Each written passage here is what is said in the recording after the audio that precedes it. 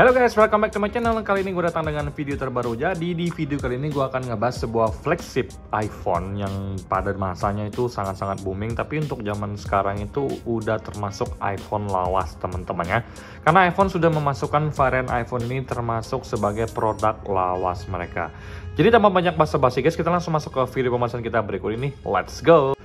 Oke guys, jadi sekarang kita kedatangan unit baru lagi yaitu iPhone 7 guys. Nah, iPhone inilah yang akan kita bahas di video kali ini teman-teman ya.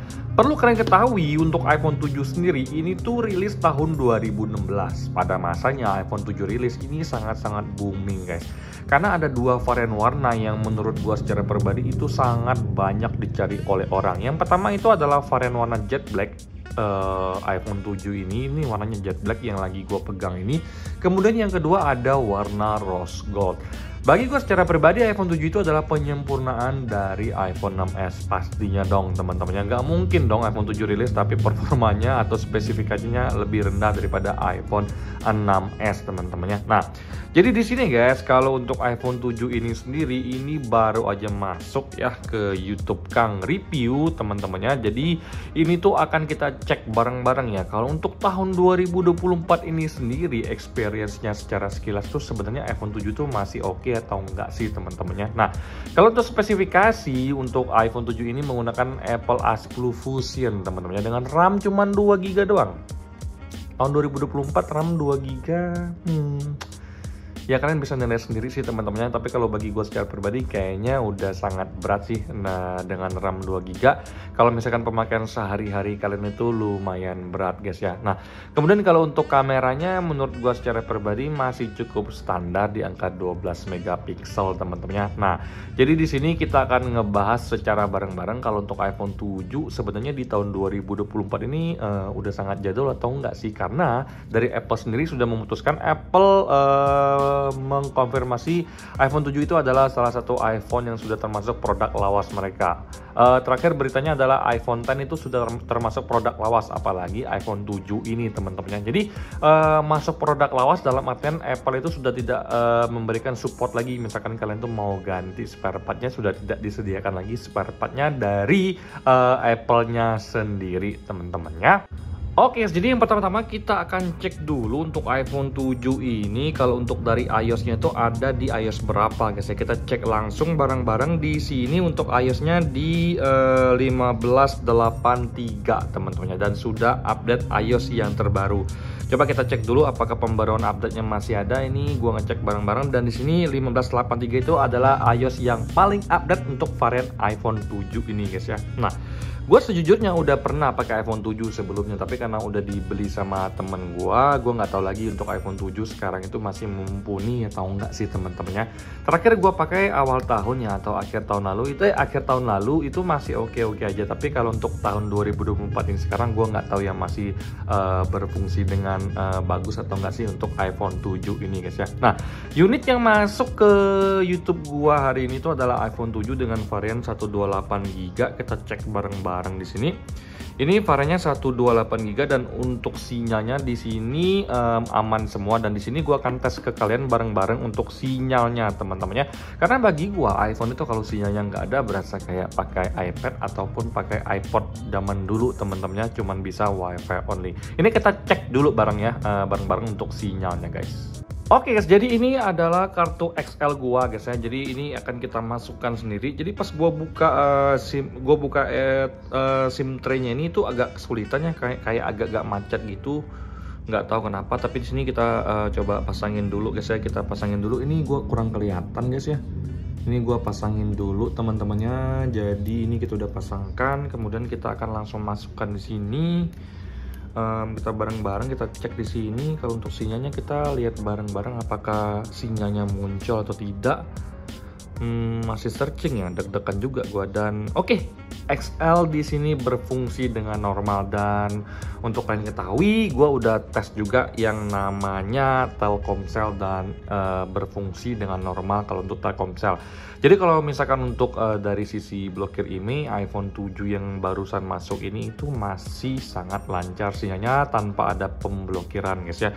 Kita cek juga di bagian untuk seluler datanya. Di sini ke bagian seluler Kemudian di sini kalian bisa lihat sendiri untuk carrier-nya di sini aman-aman aja. Kemudian tidak ada permasalahan sama sekali. Excel pemilu damai, lancar-lancarnya, tidak ada permasalahan. Kemudian di sini tidak ada yang namanya personal hotspot. Kita munculkan dulu personal hotspotnya. Kita langsung masuk ke cellular data network.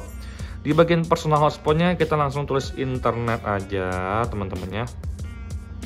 Kita tulis internet. Oke, kemudian kita keluar. Di sini dia akan langsung muncul. Nah, personal hotspotnya langsung muncul teman-temannya. Jadi buat kalian yang panik personal hotspotnya nggak muncul, kalian ikutin tips yang barusan gua lakukan guys ya. Jadi so far untuk sinyal XL dan Telkomsel ini aman-aman aja. Nah, kemudian di sini gue pengen cek dari sisi layar. Gue ngerasa kalau untuk sisi layar di iPhone 7 yang gue pegang ini tuh udah pernah diganti ya LCD-nya teman-temannya. Kenapa gue tahu? Karena kecerahannya itu biasa aja dan agak-agak kurang tajam gitu gambarnya teman-temannya. Dan yang paling nampak kalau misalkan LCD-nya pernah diganti itu adalah dari sisi kalian tekan seperti ini. Nih, malah kayak gini ya. Kalian tekan dulu guys ya. Nah, kita tekan seperti ini tuh. Nah, kalian bisa lihat sendiri. Nah, ini tuh artinya LCD-nya sudah pernah diganti teman-teman. Jadi buat kalian yang lagi nyari iPhone second X Inter yang udah lama, iPhone 7, 8 atau SE1, itu kalian harus benar-benar aware di saat kalian itu ingin ganti iPhone second, kalian harus cek. Kalau misalkan layarnya tuh kurang terang, nggak terlalu tajam, dan kalau misalkan dipencet seperti ini tuh kayak ada bayangannya, itu pasti udah pernah ganti. Tapi so far kalau itu tidak mengganggu performa kalian, menurut gua secara pribadi tidak ada masalah sama sekali. Karena gua sekilas untuk iPhone 7 ini gue ngerasa masih oke-oke aja untuk pemakaian sehari-hari. Kemudian kita akan masuk ke aspek yang paling penting juga, yaitu dari sisi Touch ID. Banyak banget gue nemuin iPhone second X Inter seperti iPhone 6, iPhone 6s, iPhone 7, iPhone 8 yang ternyata untuk Touch ID-nya itu banyak masalah. Kebanyakan rata-rata mereka jual itu tidak ada fingerprintnya teman-temannya, off. Nah, di sini gue akan cek bareng-bareng kalau untuk fingerprint atau Touch ID di iPhone 7 yang baru masuk ini bagus atau enggak sih teman-temannya, berfungsi atau tidak. Di sini kita masuk dulu untuk add fingerprint. Sini kita pressing seperti ini teman-temannya. Oke, lancar. Untuk getarnya juga berfungsi dengan normal, tidak ada permasalahan sama sekali. Oke, continue, adjust your grip. Oke, kita lanjutkan lagi. Enak banget. Karena gue tuh adalah pecinta yang namanya Touch ID dibandingkan dengan yang namanya Face ID. Passcode kita bikin random aja, kosong semua. Ya, use anyway aja karena ini buat santai-santai doang teman-temannya. Oke, use anyway, kita lihat nih berfungsi atau enggak. Kemudian kita coba buka ya dengan sidik jari seperti ini. Ini kan nggak kebuka guys ya. Try again. Kemudian kita pakai jempol kita. Wedis, lancar guys ya. Mantap banget nih guys. Sinyal lancar, Touch ID lancar. Menurut gua secara pribadi masih oke sih untuk kehidupan sehari-hari guys ya. Nah, hal selanjutnya yang sangat penting juga teman-temannya itu adalah dari iCloud. Jadi banyak banget ya iPhone di luar sana yang second X Inter juga itu kadang-kadang untuk login iCloud-nya verifikasi gagal, sama sekali nggak bisa masuk.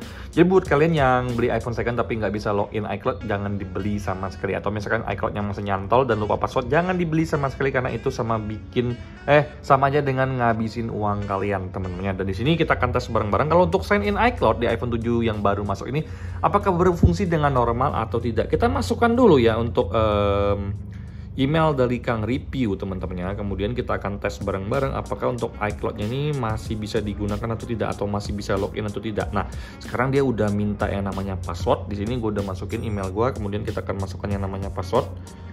Ya, semoga aman-aman aja guys ya. Aku juga deg-degan nih guys ya. Ini baru masuk fresh banget guys. Ini dia sepertinya masih loading. Didn't get a code. Sepertinya gue harus pakai nomor aja guys ya. Karena nomornya udah cantumin di sini, dan di sini gue akan coba send text code untuk iCloud ini karena gue ingin langsung sign in. Seperti ini guys ya. Ini masih sign in to iCloud.